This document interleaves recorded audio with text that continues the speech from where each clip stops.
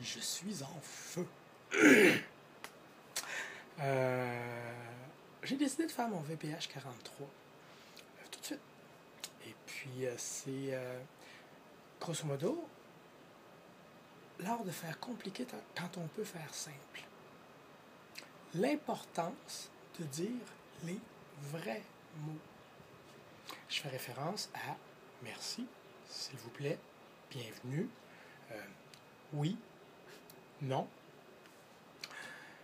Il y a des gens qui, pas pour une raison que j'ignore, parce que dans le fond, c'est très clair la raison,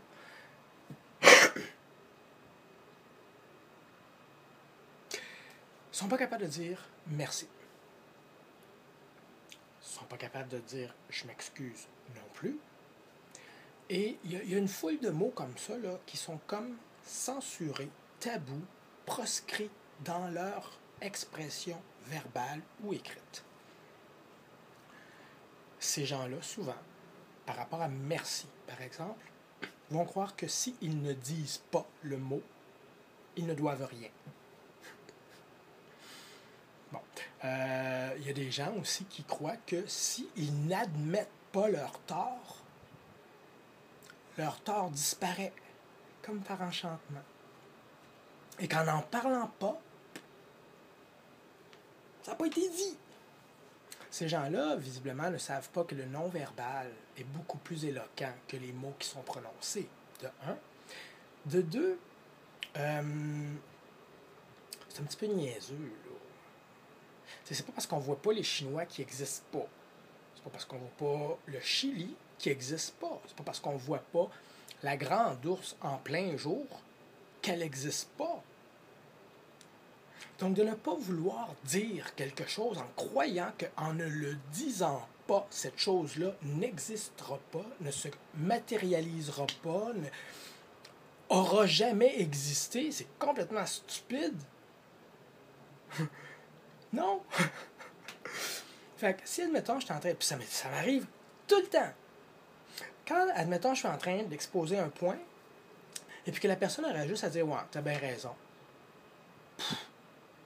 99% des cas, la personne va soit se mettre à me répéter ce que je viens de dire avec 3 ou 4 nuances pour me montrer qu'elle le savait.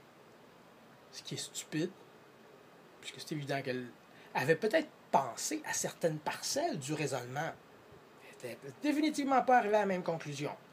Parce que sinon, elle m'aurait dit « Oui, tu as bien raison. » Ensuite, par rapport à l'excuse, de légitimiser, je crois, le commentaire qu'une personne nous fait est très important.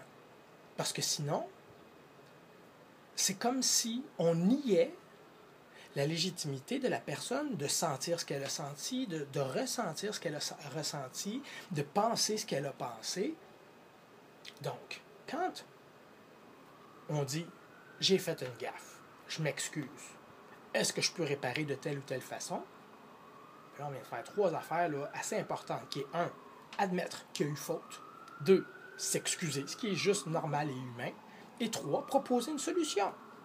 Il reste d'autres étapes, comme valider à savoir si la solution qu'on a proposée convient à la personne à qui on a commis la faute.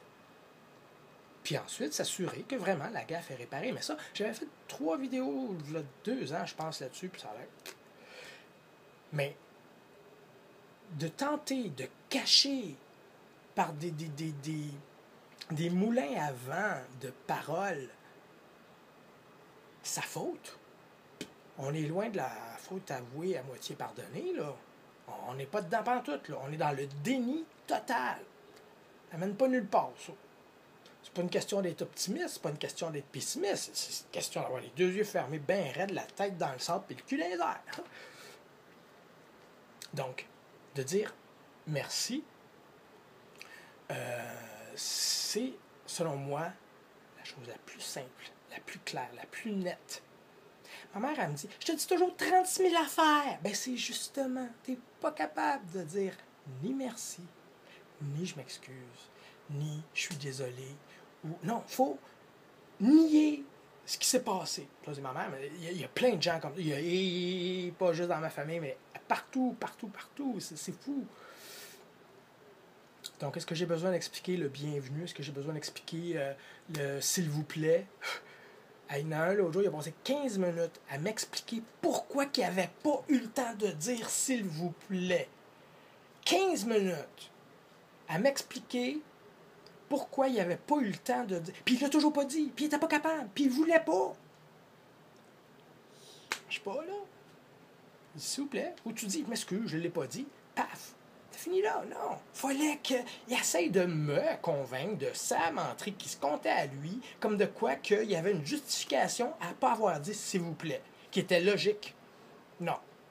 C'est parce qu'il voulait me donner un ordre, parce qu'il me payait une bière.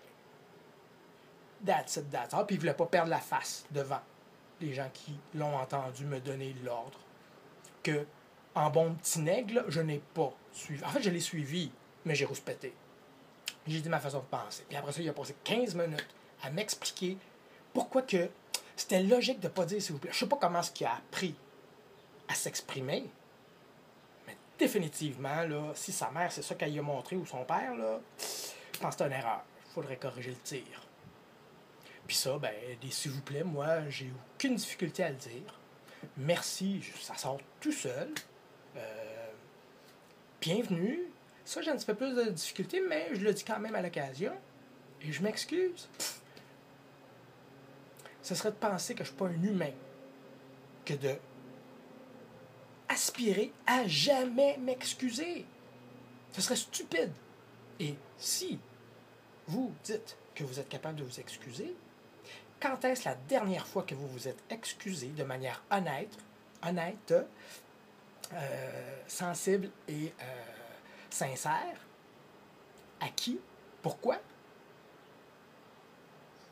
Et la fois d'avant? Et combien de fois dans le mois qu'on vient de passer? On est rendu le 14 juillet, fête des Français. Combien de fois, depuis le 14 juin, vous êtes-vous excusé? Ou combien de fois avez-vous patiné, éteint des feux, puis fait 36 000 affaires pour pas vous excuser? Est-ce que c'est arrivé, ça? Ouch! C'est ça. Alors, mon VPH 43, l'art de faire compliqué quand on peut faire simple, l'importance de dire les vrais mots, les conséquences et les bienfaits comparativement aux conséquences défavorables de l'option contraire. Hein? Bye!